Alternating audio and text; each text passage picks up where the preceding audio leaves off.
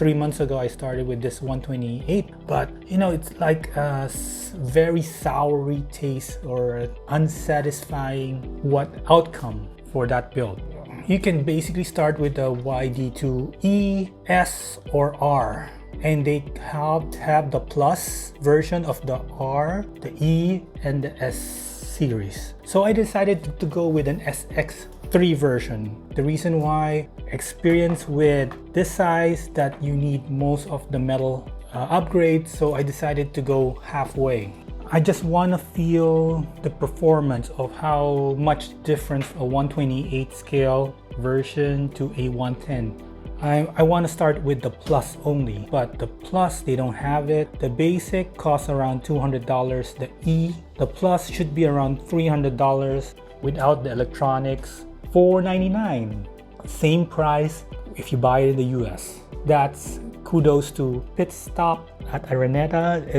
At least they try to match the price abroad. The reason why you see this truck up here, that's my SX10 All the electronic parts, like the servo, came from that truck. The electronic, my Castle Mamba X, it's working, but because I'm not using the truck for a long time, so I tried to upgrade the programming and download several software to upgrade the settings. It was working maybe 10 minutes ago before I built this kit. I mean, at the start, and then I tried to rearrange it nicely. And once I plugged in the battery, the solder from the melted. Be in mind, it's on the right polarity. This thing still works, but it's making those funny noise, no throttle power. That's crazy. So the only thing I noticed is this terminal wiggles. There's a chance I tried to arrange it nicely, something loosened from the bottom.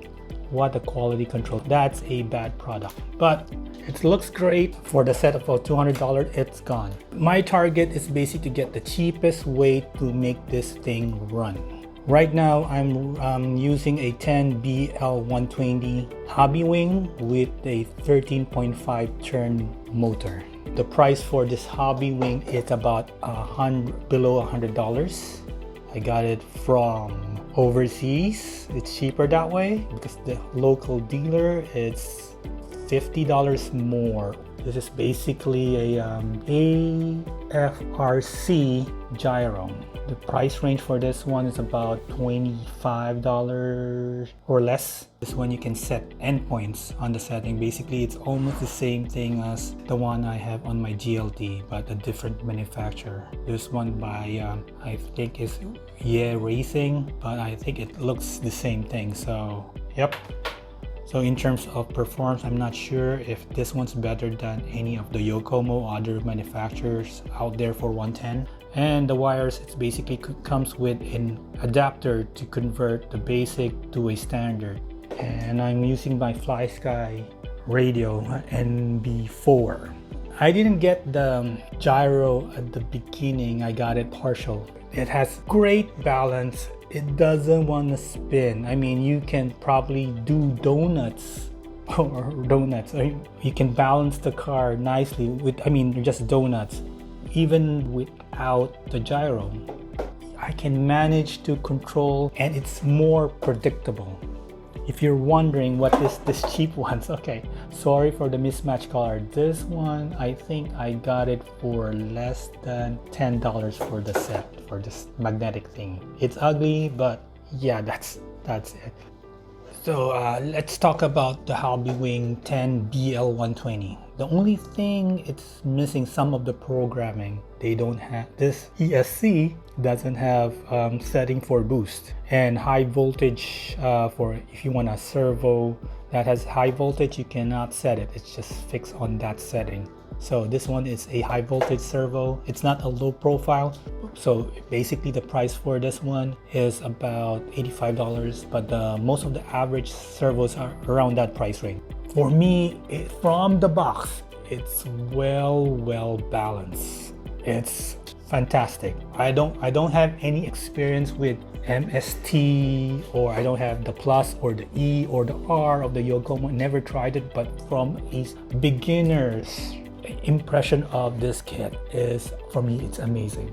Even though you try to drive it straight, it will drive straight. If you want to turn, it will turn. Putting more weight at the back so there's more spin. It doesn't go crazy as like this one without the gyro. This go spinning around. You can't even go, once you turn a little, it will spin. To be honest with you, it's okay, but it's unstable. Sometimes it's great, sometimes it's awful. For me, this is a great, if you want to go drifting, I really suggest starting with if you want E plus or S plus or R plus, just go with the plus. You're gonna get extra parts that are more stable, adjustable. And then the reason I like the more, you can see there's a lot of option that you can adjust it. This one's all set to factory settings. So because I just wanna get the feel of the RC, and then later on I'll probably do some changes. Okay, thank you for watching and hope you have a great day. Goodbye.